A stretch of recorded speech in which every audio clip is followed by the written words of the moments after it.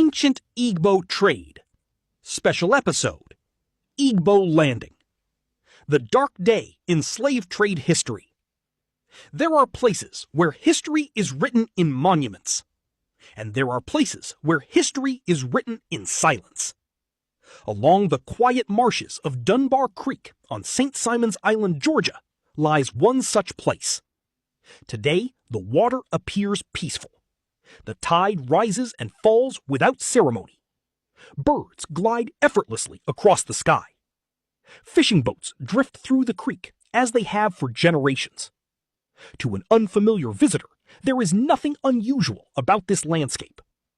But history often hides its deepest scars beneath its calmest waters. More than 2 centuries ago, these marshes became the stage for one of the most extraordinary acts of resistance in the history of the Atlantic slave trade. Here, a group of Igbo captives, newly arrived from West Africa, made a choice that has echoed through generations. Rather than accept a life of enslavement, they resisted. Their story became known as Igbo Landing. Yet this is more than a story of tragedy. It is a story of identity, of courage, of memory, and of a people whose spirit refused to be broken. Over the years, history and legend have become intertwined. Official documents tell one story. Oral tradition tells another. Some details remain uncertain. Others are preserved with remarkable clarity. Together, they form one of the most powerful narratives of the African diaspora. But who were these people? Where did they come from? What drove them to make such a remarkable decision? And why, after more than 200 years, does the name Igbo Landing continue to resonate across continents? To answer those questions, we must first return to the homeland they were forced to leave behind. Before the chains. Long before the Atlantic slave trade cast its shadow across West Africa, the homeland of the Igbo was a region of remarkable energy, innovation, and commerce.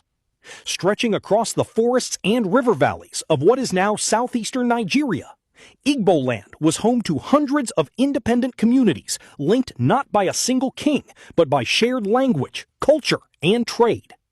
Unlike many centralized kingdoms of the period, most Igbo societies governed themselves through village assemblies, councils of elders, titled men, age grades, and respected community leaders. Decisions were often reached through consultation rather than absolute rule.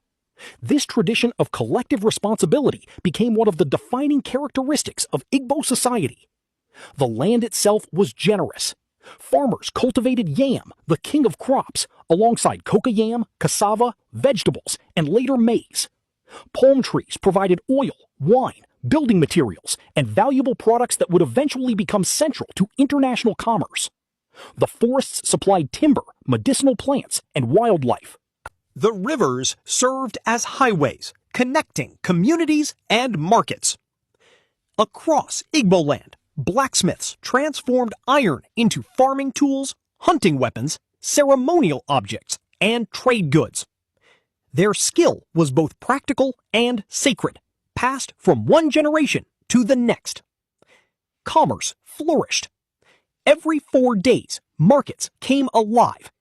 Villagers traveled from miles away carrying baskets of food, woven cloth, pottery, salt, livestock, beads, and handcrafted goods. These markets were more than places of exchange. They were centers of diplomacy, places where marriages were arranged, news was shared, disputes were settled, friendships were forged. Trade routes stretched far beyond individual villages.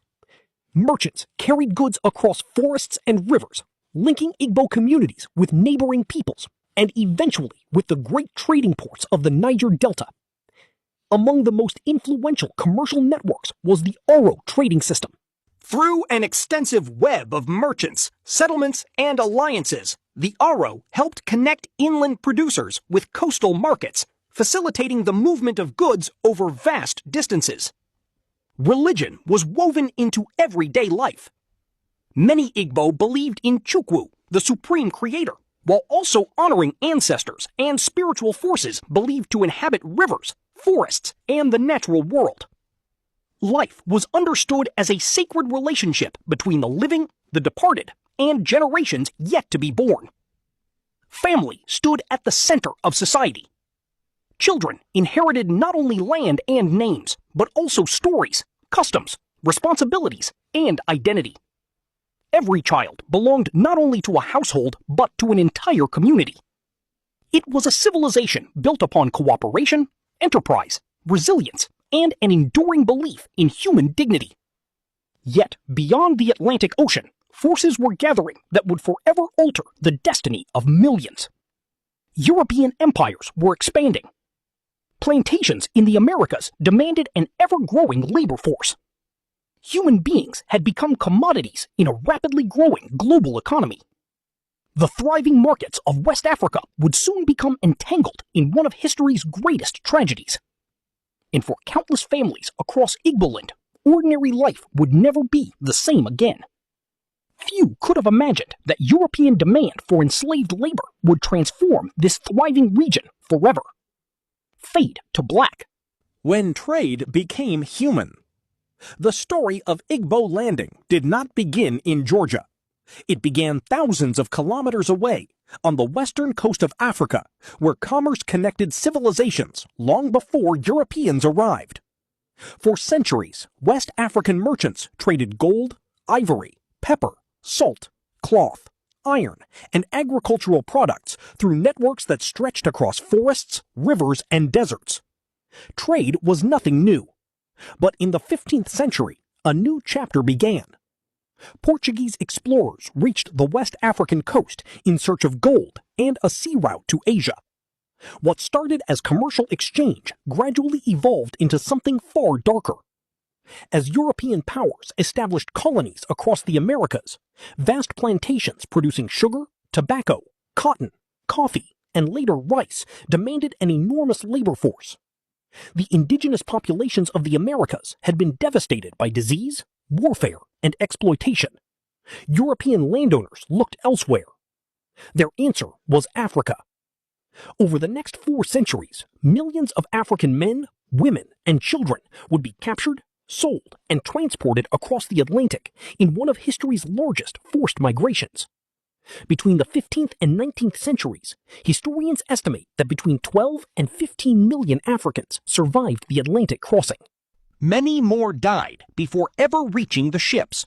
Among the regions most heavily affected was the Bight of Biafra, the broad curve of coastline that includes present-day southeastern Nigeria and parts of Cameroon. Its ports, particularly Bonny and Old Calabar, became major gateways through which enslaved captives were shipped to the Americas. Many of those captives came from Igboland. Historians estimate that nearly 15% of all Africans transported across the Atlantic were Igbo. Their descendants would leave a lasting influence on communities throughout the Caribbean and the Americas, carrying with them fragments of language, food, beliefs, music, and memory. But history is rarely simple. The Atlantic slave trade was sustained by a complex network of participants. European merchants financed voyages, owned ships, insured cargoes, and created the international markets that demanded enslaved labor. Along the African coast, some kingdoms, merchants, and intermediaries entered the trade for political or economic advantage. Others resisted, refusing to participate, or fighting against slave raiders who threatened their communities. Across West Africa, the consequences were devastating. Wars became more destructive. Communities grew increasingly vulnerable. Fear spread along trade routes that had once carried only goods and travelers. Entire villages lived with the constant possibility that today's neighbor could become tomorrow's captive. What had once been networks of commerce now became pathways of human suffering. The ports of Bonny and Old Calabar transformed into places of profit for some, and places of unimaginable loss for many others. Day after day, canoes arrived carrying people who had once been farmers, blacksmiths, merchants, hunters, parents, children, each one stripped not only of freedom, but also of family, identity, and homeland. For European traders, they were counted as cargo.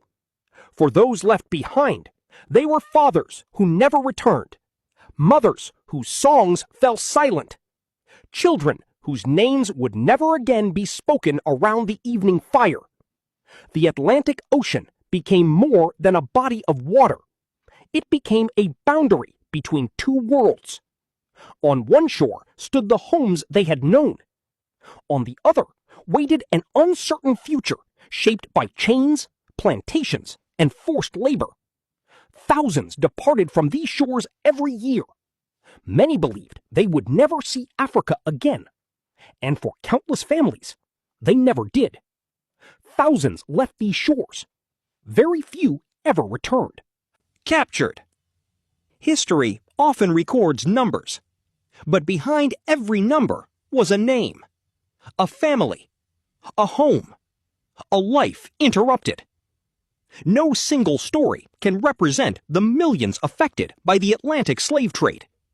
Yet by imagining one family, drawn from the experiences recorded across countless historical accounts, we may better understand what those statistics truly meant. Imagine a small Igbo village at first light. The day's work is about to begin. A father prepares to lead his sons to the farm. Their mother tends the morning fire while food simmers in clay pots. Grandparents sit beneath a tree, sharing stories that have traveled through generations. Children chase one another across the village square, unaware that their world is about to change forever. Then, the warning comes. Not from drums announcing a festival, not from a messenger bringing good news, but from voices shouting in panic. Raiders! Within moments, the village erupts into confusion.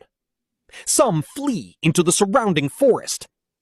Others desperately search for missing children. The elderly struggle to escape. Families cling to one another, hoping not to be separated. For many, hope is not enough. Throughout the 18th and early 19th centuries, people entered the slave trade through many different circumstances. Some were captured during wars between neighboring states. Others fell victim to organized raids. Some were kidnapped while traveling between markets or villages. A number were enslaved as punishment under local judicial systems, or through debt arrangements that were later exploited by slave traders. Each region experienced these tragedies differently. No single explanation tells the whole story. What united these experiences was loss. Those taken were often forced to march for days or even weeks towards the coast, bound together, closely guarded, with little food or water. Every step carried them farther from the only world they had ever known. Some never survived the journey. Those who did eventually reached places unlike anything they had imagined. Massive trading ports filled with unfamiliar languages. European ships towering above the shoreline. Holding compounds where captives waited to be sold. For many, this was the final glimpse of their homeland. Parents searched desperately for children taken in different groups. Brothers called out to sisters they could no longer find. Husbands and wives disappeared into separate lines. Names that had echoed through villages for generations faded into silence. Some would later receive new names from strangers. Others would never again hear the language of their childhood. The Atlantic slave trade did not simply transport people across an ocean. It fractured families. It disrupted communities. It scattered cultures across continents.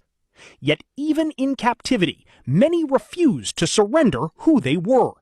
They carried their memories, their beliefs, their songs, their language, and their dignity. These were possessions no chain could completely take away. For the captives who would one day be remembered at Igbo Landing, the journey was only beginning. Ahead lay the vast Atlantic Ocean, a voyage so feared that many believed no one could return from it. Their names have been lost, but their story has not. Across the Atlantic. For countless Africans, reaching the coast was not the end of their suffering. It was only the beginning. Waiting beyond the shoreline were enormous wooden vessels, unlike anything most captives had ever seen. To European merchants, they were commercial ships. To the men, women, and children forced aboard them, they became floating prisons. This journey would later become known as the Middle Passage, the central crossing of the triangular trade that connected Europe, Africa, and the Americas. It remains one of the darkest chapters in human history. Captives were taken aboard in groups. Many were restrained with iron shackles. Space was limited, and the voyage could last for weeks or even months, depending on weather, winds, and destination. Food and fresh water were rationed. Disease spread quickly in the crowded conditions. Many people became ill before ever seeing land again.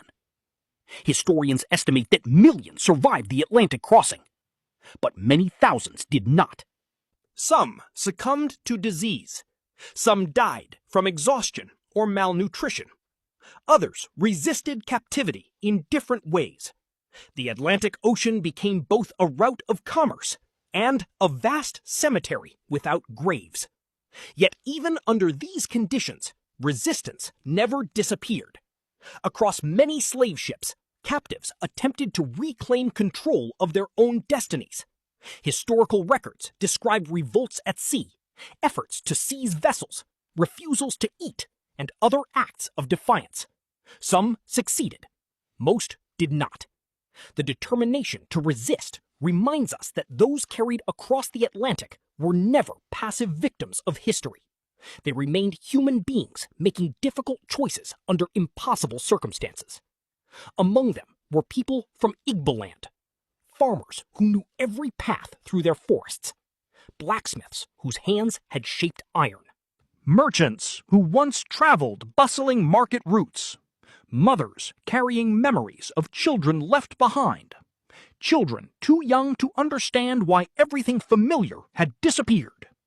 Though separated by language and homeland, many captives found strength in one another. Songs were remembered. Prayers were whispered. Fragments of home survived in memory when nothing else remained. For those who survived, the first sight of land across the Atlantic brought no relief. It marked the beginning of another ordeal. The ports of the Americas awaited them. Markets where human beings would be inspected, priced, and sold. Families already torn apart would face separation once again.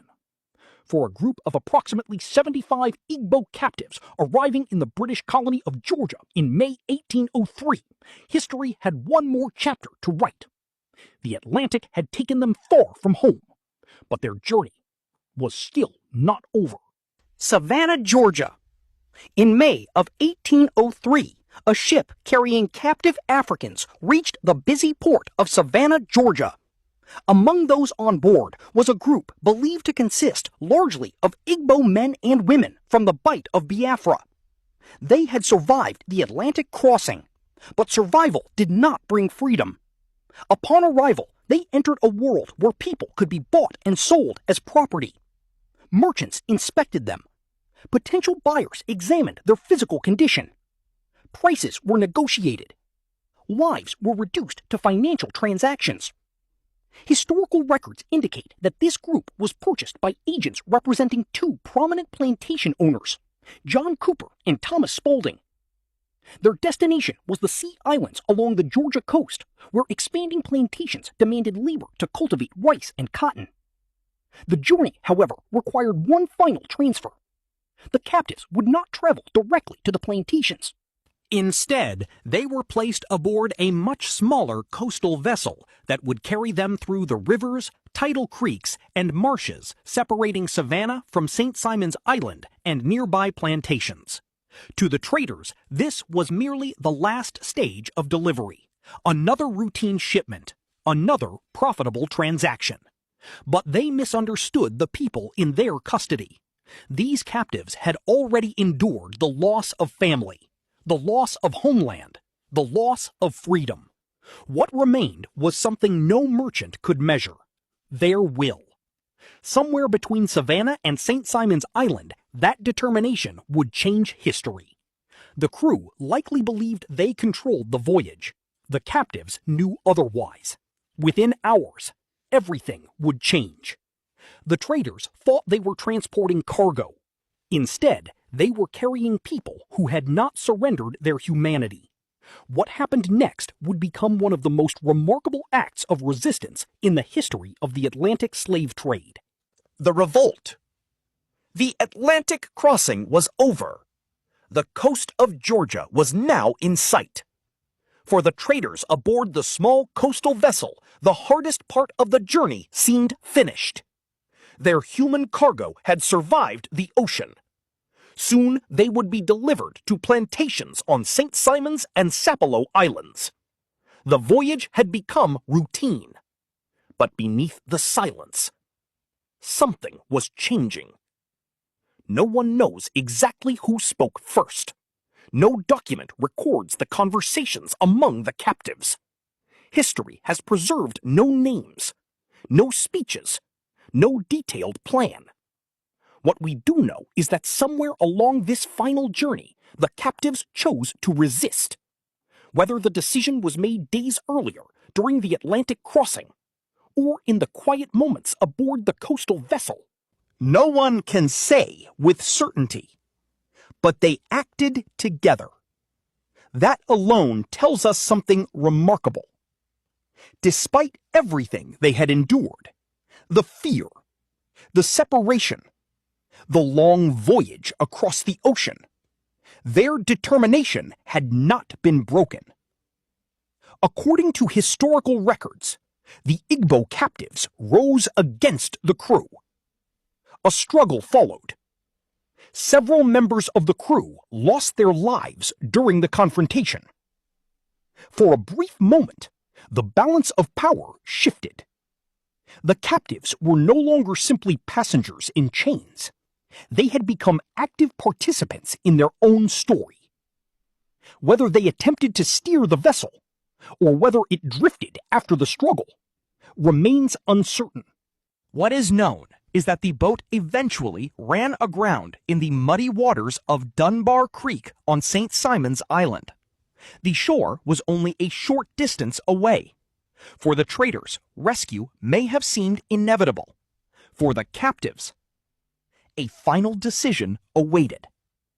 The land was before them. Freedom, however, was not. What happened next would transform an isolated creek into one of the most sacred places in the history of the African diaspora. Igbo Landing. The events that followed have been remembered for more than 2 centuries. Some details are preserved in official documents. Others have survived through oral tradition, passed from one generation to the next. Together, they tell the story now known as Igbo Landing. Historical evidence confirms that after the vessel grounded at Dunbar Creek, a group of Igbo captives entered the surrounding waters. Contemporary accounts report deaths at the site. Later records describe bodies recovered from the marsh in the days that followed. Beyond these documented facts, the story enters the realm of memory. According to Gullah Geechee oral tradition, the captives, led by one among them, walked together into the creek rather than submit to a life of enslavement. Some traditions remember them singing. Others recall words spoken in the Igbo language. One of the best-known versions preserves a powerful saying: "The water spirit brought us here. The water spirit will take us away." Whether these were the exact words spoken that day cannot be confirmed. But for generations, they have carried profound meaning. They express a longing for home, a belief that freedom could not be taken away from the human spirit, and a refusal to allow slavery to define one's identity. For the plantation owners waiting to receive new laborers, the event was a financial loss. For the surviving captives, the consequences were immediate and severe.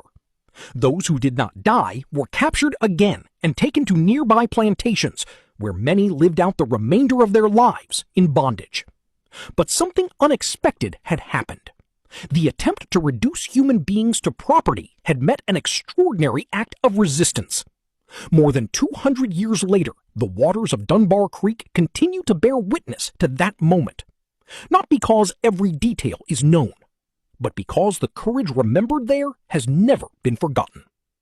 History recorded the event. Memory gave it meaning. To understand why Igbo Landing continues to inspire generations, we must now separate what the documents tell us from what the people chose to remember. History, or legend. History is not always preserved in the same way. Some events survive through official records, others through the memories of the people who lived them. Igbo Landing is one of those rare moments where documented history and oral tradition meet. To understand its legacy, we must consider both. The earliest written evidence comes from 1803, shortly after the events at Dunbar Creek. One of the most important sources is a letter written by Roswell King, an overseer working for Major Pierce Butler.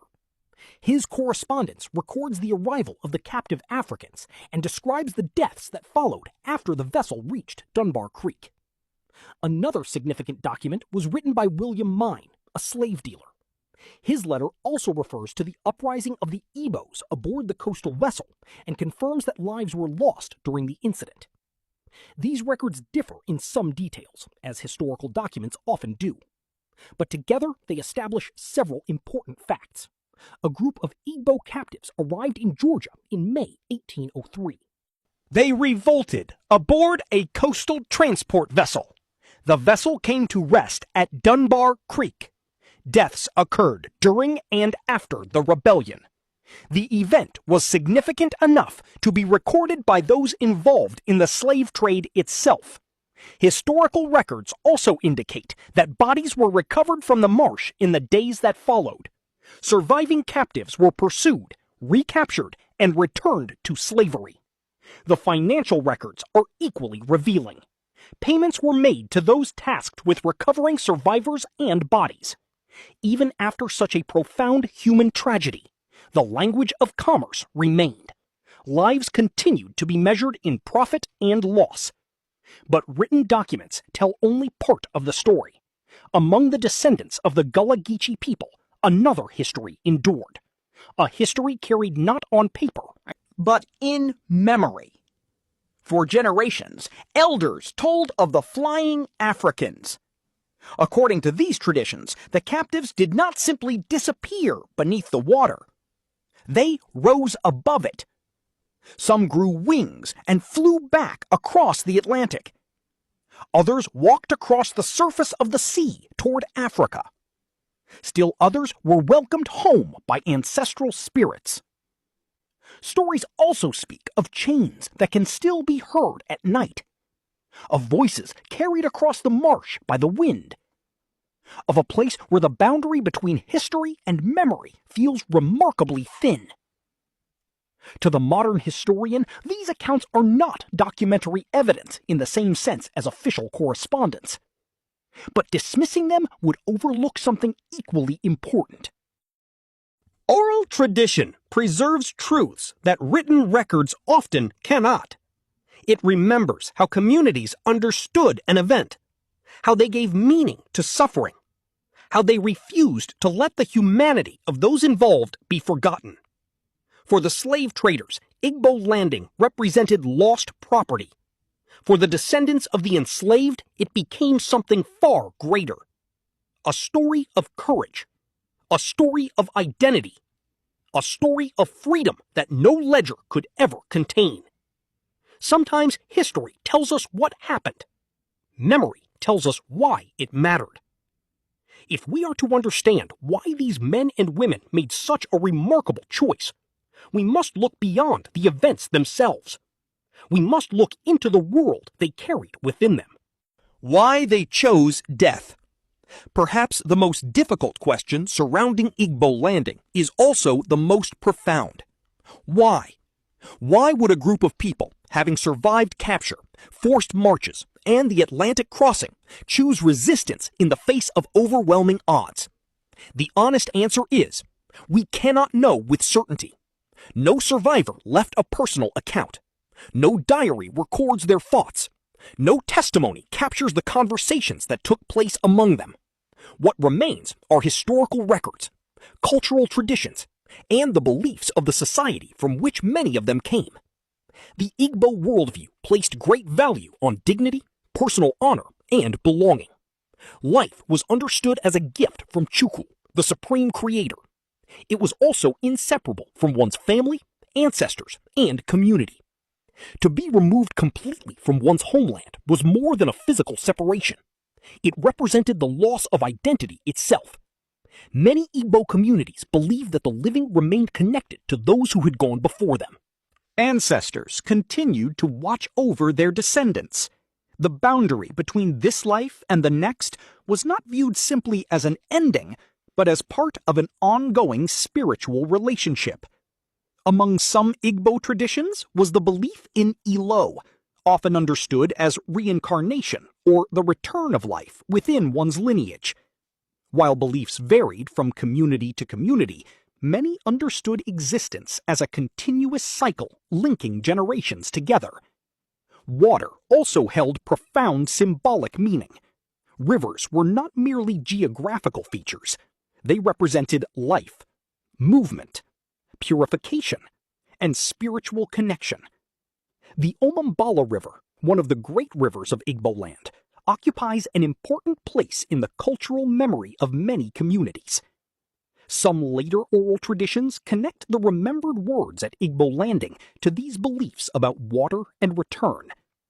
Whether those traditions preserve the exact thoughts of the captives cannot be verified, but they reflect how later generations understood the event. It is also important to remember that suicide was generally not celebrated within traditional Igbo society. Many communities regarded it as a serious violation of social and spiritual order. This makes Igbo Landing even more complex.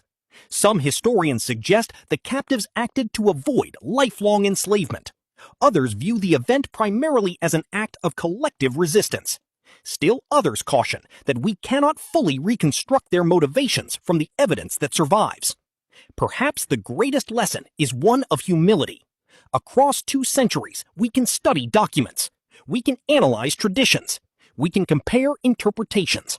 But we cannot fully enter the minds of those who stood together at Dunbar Creek in May 1803. What we can say is this: they refused to be remembered only as victims. Their final actions transformed them into enduring symbols of resistance, and that is why their story continues to be told. The waters of Dunbar Creek did not silence their voices. Instead, their story crossed generations, oceans, and cultures. It entered literature, music, film, and the collective memory of millions around the world. Echoes through history. Most tragedies fade with time. Igbo Landing did not. It survived because people refused to forget. Long after the last eyewitness had died, the story continued to live, not only in history books, but in the voices of descendants. Along the coastal regions of Georgia and South Carolina, the Gullah Geechee people became the custodians of this memory. Separated from mainland communities by rivers, marshes, and islands, they preserved African traditions with remarkable resilience. Their language carried echoes of West Africa. Their songs preserved rhythms that had crossed the Atlantic. Their stories kept alive memories that written history often overlooked. Among those stories was Igbo Landing. Parents told it to their children. Grandparents passed it to another generation. Not simply as a tale of loss, but as a reminder that the human spirit cannot be owned. During the 1930s, researchers working on the Federal Writers Project documented many of these oral traditions in a collection later published as Drums and Shadows. There, the legend of the Flying Africans appeared in written form, preserving stories that had been carried by word of mouth for more than a century. As the 20th century unfolded, Igbo Landing found new life in literature. Writers looked beyond the historical event itself and explored its deeper meaning. What does freedom mean? What remains when everything else has been taken? Can the human spirit ever truly be enslaved? These questions echoed through the works of celebrated authors.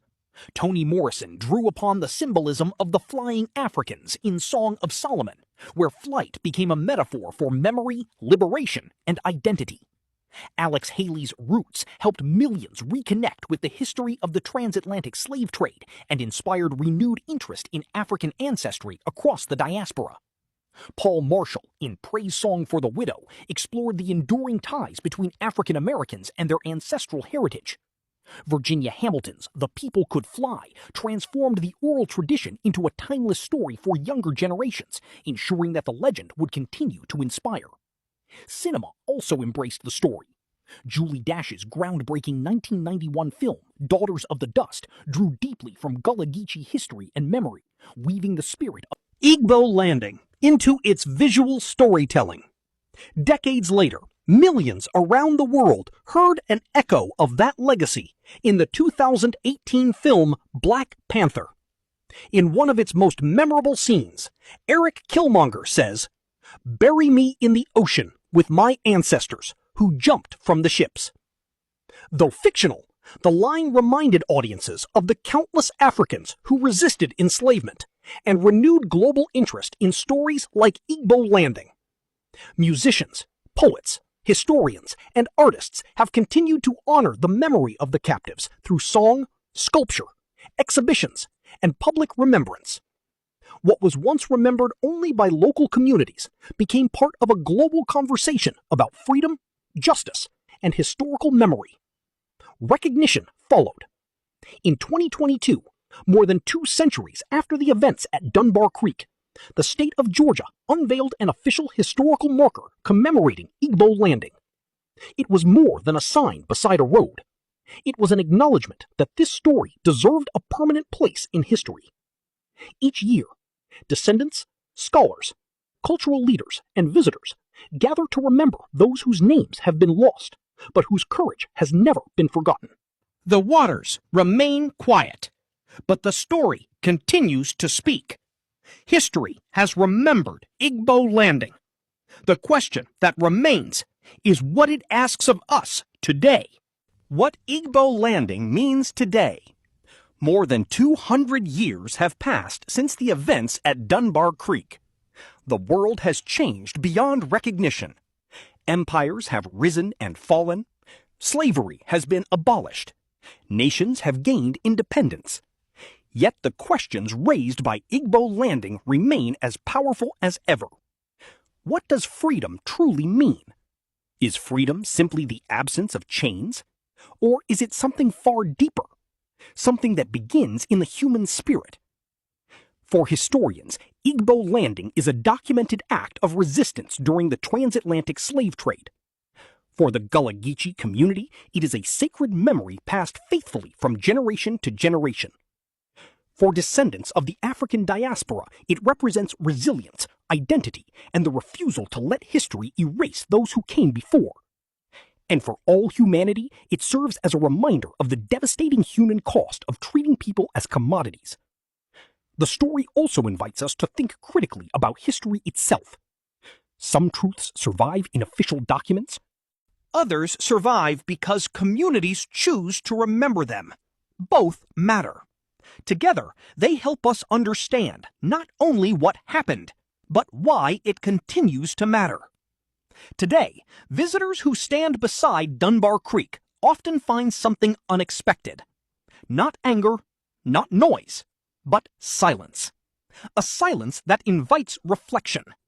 Perhaps that is why this place remains so powerful. Because history is not asking us merely to remember the past. It is asking us to learn from it, to recognize the dignity of every human life, to reject systems that deny that dignity, and to honor the courage of those who resisted even when hope seemed impossible. The waters still flow. The tides still rise and fall. Nature continues its quiet rhythm. Yet beneath those waters lies a story that time has never washed away. Long before King Jaja built a trading empire, long before palm oil replaced the transatlantic slave trade as the dominant force in the Niger Delta, long before colonial rule reshaped the political and economic landscape of West Africa, there were men and women whose courage became one of history's most enduring symbols of resistance. We may never know all their names. We may never recover every detail of their final journey. But history does not remember them because of what was taken from them. It remembers them because of what they refused to surrender. Their humanity, their identity, their dignity.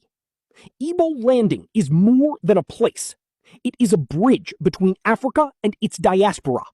A reminder that even in humanity's darkest chapters, acts of courage can outlive the empires that sought to erase them. This was not simply the story of 75 captives. It was the story of millions whose lives were forever changed by the Atlantic slave trade. And it is one chapter in the much larger story of the Igbo people, a story of commerce, resilience, innovation, and survival. But our journey through that history is far from over. In our next documentary, we return to the bustling waterways of the Niger Delta. There, another young Igbo captive would begin a very different journey. Captured as a child, sold into slavery, yet destined to rise through intelligence, determination, and extraordinary business acumen. He would challenge powerful rivals, defy the ambitions of an empire, and build one of the most influential trading kingdoms in West Africa. His name, King Jaja of Upobo. If you enjoyed this journey into the business wisdom of ancient Africa, you're in the right place. Here on Ovenjan Bina Iskit, Market Intelligence, we uncover the forgotten trade networks, business systems, market strategies, and entrepreneurial lessons that shaped our continent long before the modern world. If you're passionate about African history, market intelligence, commodity trade, and business storytelling, make sure you subscribe and turn on notifications so you never miss an episode. I'd also love to hear from you. What lesson from today's story stood out the most? Share your thoughts in the comments below. And if you're Igbo, tell us your traditional market day. Eke, Oye, Afor, or Nkwo. Let's celebrate our heritage together. For in-depth market research, business insights, and articles, visit www.ovenjanbinaiskit.com. Until next time, remember this. Great civilizations were built on trust. Great businesses are built the same way. I'm Ovenjan Bina Iskit. Build, automate, analyze, succeed.